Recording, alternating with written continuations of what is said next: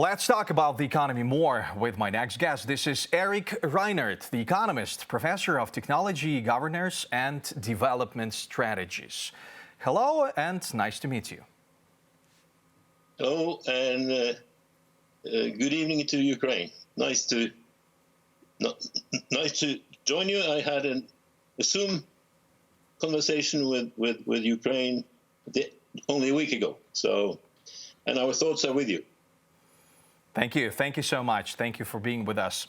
So, after a dramatic fall of more than 40% this year, the Ukrainian economy is trying to adapt to the war conditions. And the Spanish consulting company Focus Economics gathered the expectations of the leading investment companies from all over the globe, and they got two forecasts, like an optimistic for the next year, about 5% of growth, and a pessimistic one, about 5% of decline in the upcoming 2023. What are your expectations about the Ukrainian economy next year? Are you an optimist or a pessimist? Well, I think we have to look at the background of the Ukraine economy over the last decades. And unfortunately, the Ukrainian economy has been shrinking. So if you look at GDP per capita in all the former Soviet Comecon countries, Ukraine has had a negative growth. You know, and the problem with that is partly that you have been deindustrialized.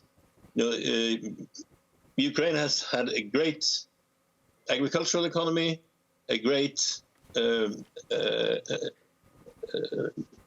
mining experience, and a great industry, and too much of that industry has been lost. And I think also you have made some non very fortunate agreements with the European Union, that you did sign an agreement with the European Union for with more than 1,000 pages, and I understand from members of parliament that very few people have read it. So you, in a sense, you came to believe too much in the market, and the market under the Soviet system was well integrated, right? Yep. And when these integrated nations were chopped up, often a lot of industry was lost. So I think now is the time to think about a Ukrainian recovery program. You know, after World War II, Europe had a European recovery plan, the so-called Marshall Plan. Yeah. And that was about reindustrializing the countries that had lost industry in war, including Germany. And that was very successful. So I think you will have a wave of goodwill from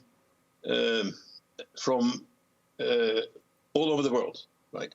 And I think you should try to use that goodwill and put it into a system, which I would call the Ukrainian development plan or recovery plan is the word that was used after World War II, and try to coordinate what is it that we have, what skills do we have, and where do we want people to invest.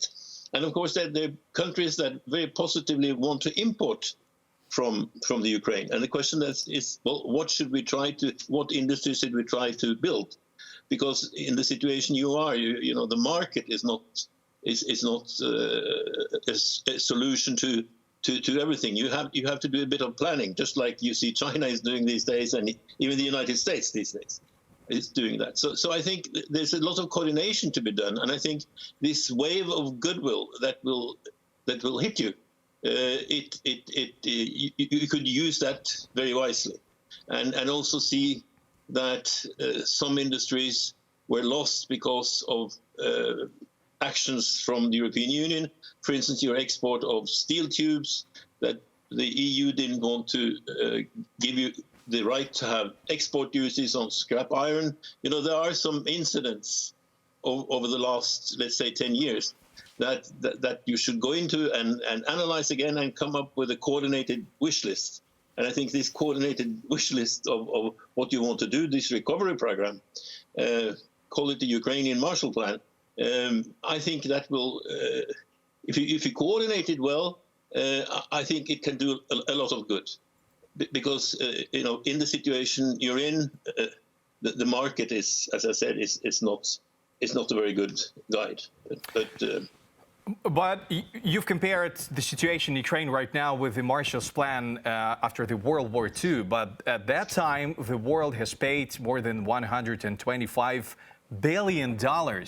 How much the world will pay to rebuild Ukraine, and who will pay, and where should we get those money? Well, I think you will not get money to cover your trade deficit. If people say, please pay our trade deficit, they won't do that. So you have to channel it into something productive. And there are still some state-owned companies around Ukraine which have a lot of skills. And I think if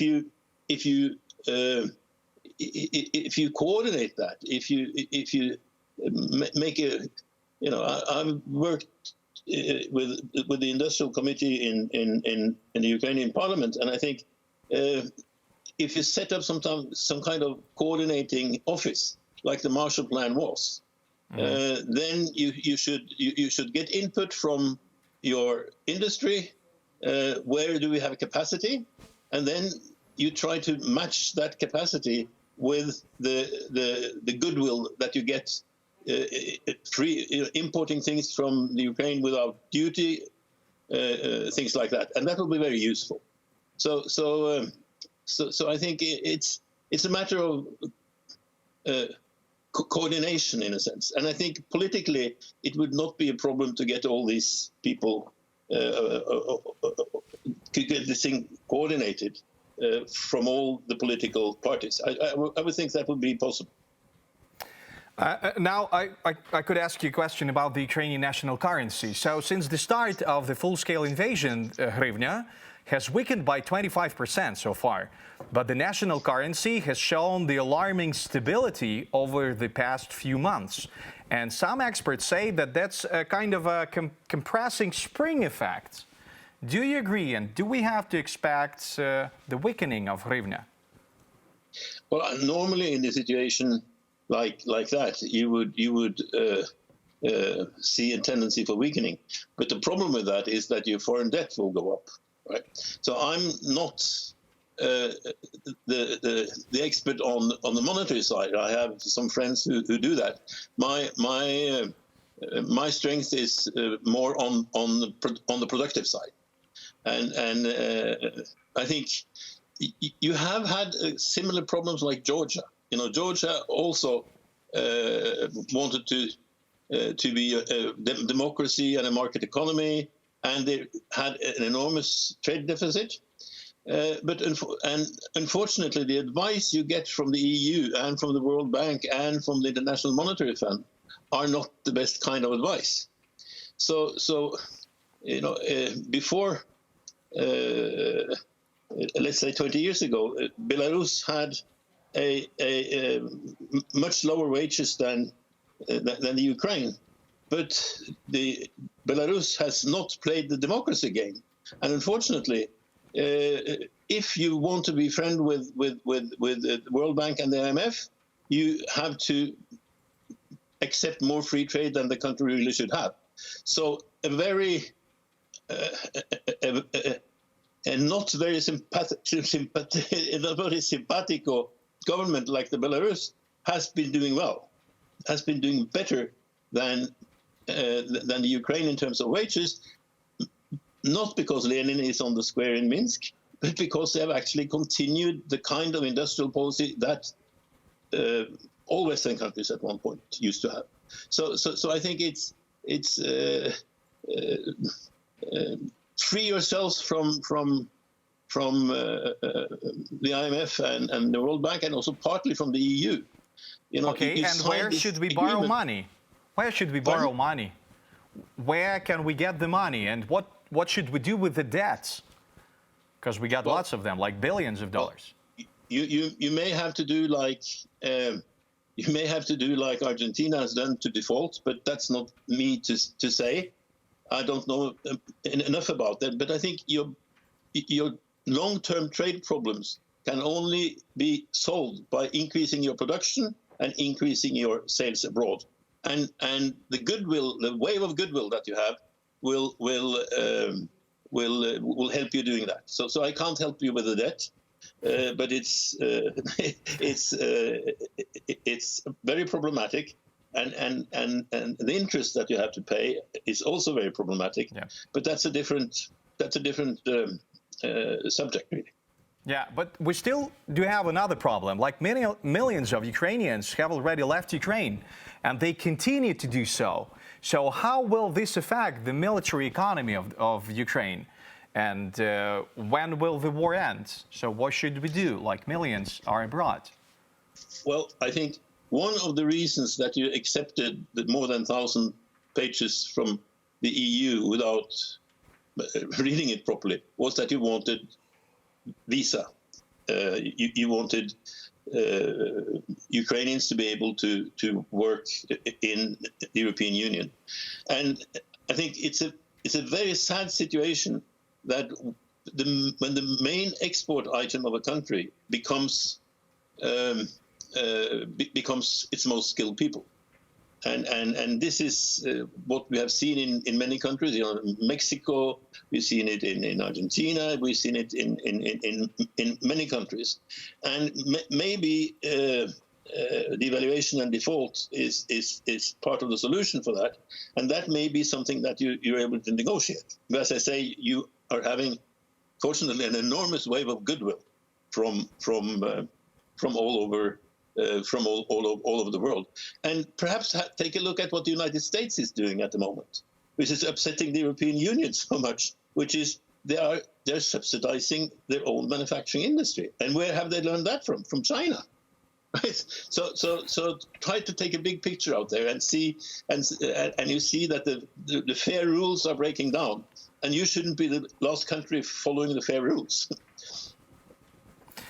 Thank you. That's really interesting. But according to your advice, so Ukraine has to not to just watch at the European Union as the main economy partner, but to trade with countries like equal to Ukraine, like Georgia, Moldova, or Belarus before the war. So is this the recovery plan? No, I think that is part of the recovery plan, but you will also have it will also be easy for you to export to other countries. And I think perhaps you've not been protective enough of your own industry. For instance, I remember that purchase of locomotives from General Electric, when I thought, this was something that Ukraine was very good at, rolling stock for railway. You should become a bit more nationalistic on the industrial front. And there, these days, the United States is doing it, and the French are protesting. But if the United States is going ahead and doing that now, in spite of Macron's protest today, you should be able to follow that. So the thing has always been in trade, like the Americans said, in the 19th century. Don't do as the English tell you to do. Do as what they did. English did. Yeah. That's really good advice. That's still the rule. And I think your situation with looking at the statistics, a country like Uzbekistan, which started being much poorer than you, have had an import substitution policy which has been very successful. They didn't used to make buses and trucks. Well, now they do, and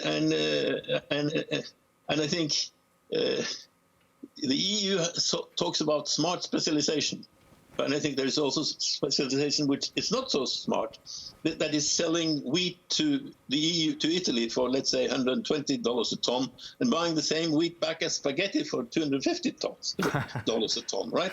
So I think these are things you should look at Yeah. It's not normal trade theory, but it's the way it has worked over time. I'm so interested to know, can you name a country as an example for a recovery plan Ukraine to follow? Can you name this country? Well, it sounds very strange, but Uzbekistan, Uzbekistan. of all places. And we have made some statistics about it. We looked at all the countries that used to be in the Comecon and see who's been doing well and who's been doing poorly. And with another economist who's a number cruncher, we came up with Uzbekistan. And well, when you go into a shop in Uzbekistan and want to buy spaghetti, right? there is a blue Buitoni original Italian spaghetti, which costs, let's say, 100.